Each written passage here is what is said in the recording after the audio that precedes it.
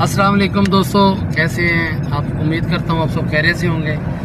ابھی ہم الحمدللہ اسلام آباد پہنچ چکے ہیں، اور اسلام آباد پہنچتے تک ہم نے ایک اپنا پلان چینج کیا ہے، ٹور پلان جو ہمارا چترال کی طرف جانے کا تھا۔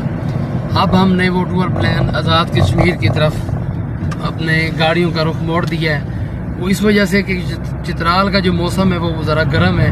دوستوں کی مشاورت سے اور جو چترال کے دوست ہیں ان کی مشاورت سے یہ طے پایا ہے کہ وہاں کا موسم گرم ہے، تو اب ہم اسلام آباد میں تھوڑی دیر کے لیے رکتے ہیں۔ ناشتہ کرنے کے بعد ہم سیدھا جو ہے نا مظفر آباد کی طرف نکلیں گے، اور مظفر آباد سے پھر ہم توبٹ اور یہ آزاد کشمیر ایکسپلور کریں گے۔